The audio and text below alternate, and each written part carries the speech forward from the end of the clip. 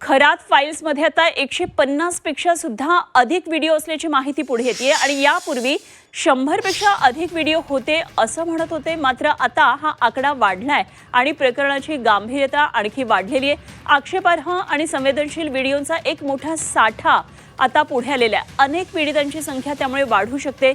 SIT आणि पोलिसांकडून व्हिडिओची सखोल तपासणी सुरू आहे आणि या व्हिडिओमधून मोठे खुलासे होण्याची शक्यता आहे। तर एकंदरीतच कॅप्टन खरात प्रकरणामध्ये काय नेमक्या आज दिवसभरामध्ये घडामोडी असणार आहेत या संदर्भात आणखी सविस्तर तपशील जाणून घेऊया। सागर गायकवाड आमचे प्रतिनिधी आपल्याबरोबर नाशिकमधून जोडले गेलेत। सागर, आज सगळ्यात महत्त्वाचं म्हणजे त्याची पोलीस कोठडी खरातची संपतीये, त्यामुळे आज न्यायालयामधल्या कार्यवाहीकडे लक्ष असणार आहे। अर्थात त्याची पोलीस कोठडी वाढवून मिळावी यासाठीच पोलिसांची मागणी असणार आहे। काय काय नेमकी आता आज चौकशी होणार आहे या संदर्भातल्या काय घडामोडी आज नाशिकमधून आपल्याला पाहायच्या?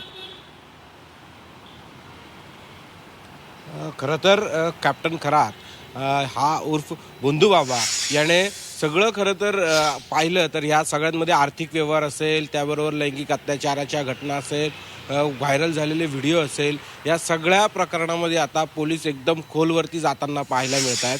कारण काल पुन्हा एकदा 3 गुन्हे हे सरकारवाडा पोलीस ठाण्यामध्ये दाखल झाले आणि विशेष बाब म्हणजे यामध्ये एका अत्याचार केल्यामध्ये एका विद्यार्थिनीचा देखील समावेश आहे। यामुळे हा किती कॅप्टन खरात किती विकृत होता हे खरं तर समोर येतं आहे। त्याचबरोबर ती ज्या पद्धतीने तुम्ही सांगितलं की 2024 नंतर या सगळ्यांमध्ये त्याचे आर्थिक व्यवहार मोठ्या प्रमाणात वाढले। त्यांनी केलेली संस्था जी रजिस्टर आहेत त्यामध्ये कोट्यावधीची माया जी आहे ती साठल्याचं आपल्याला पाहायला मिळतं। या सगळ्यांची चौकशी आता एसआयटीच्या मार्फत करण्यात येणार आहेत। आज न्यायालयात 2 वाजेच्या सुमारास ह्या सगळ्याची जी माहिती आहे ती न्यायालयांमध्ये सांगण्यात येणार आहे।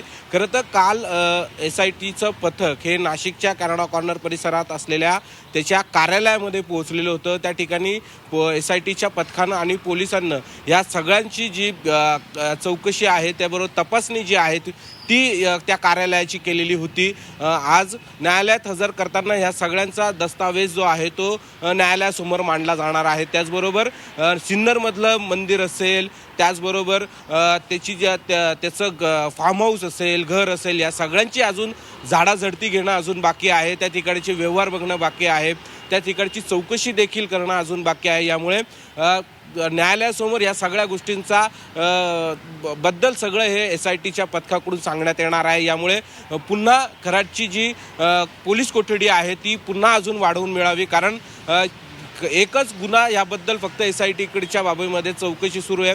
अजून गुन्हे दाखल झालेले आहेत। पीडित महिला ज्या आहेत त्या अजून पुढे येत आहेत, गुन्हे दाखल करतायत, अत्याचाराच्या घटनांची मोठी वाढ होते। यामुळे सगळा प्रकार बघता न्यायालयाकडे या खरात बाबतची अजून चौकशी कशी करता येईल, याबाबतचे अजून कसे दस्तावेज जमा करता येईल, या बाबतीत एसआयटी आता सतर्क मोडवरती आलेले आहे आणि याबाबत सगळं न्यायालयासमोर मांडून अजून कशी पोलीस कस्टडी वाढवता येईल याबाबत बघितलं जाणार आहे। सध्या नाशिकमध्ये आता त्याची चौकशी सुरू आहे। थोड्याच वेळामध्ये त्याला एसआयटी पुन्हा एकदा चौकशीसाठी ताब्यात घेऊन दुपारी 2 वाजेच्या सुमारास न्यायालयात हजर करणार आहे आणि न्यायालयासमोर ज्यांनी जे जबाब पोलिसांसमोर दिलेले आहेत त्याबाबत सगळं न्यायालयाला सांगणार आहेत। ठीक, जरूर या सर्व घडामोडींवर नाशिकमधून लक्ष ठेवून राहा। सागर, वेळोवेळी आणखी सविस्तर तपशील जाणून घेत राहू। तुर्तास धन्यवाद दिलेल्या माहितीसाठी। सागर गायकवाड आमचे प्रतिनिधी आपल्याबरोबर होते।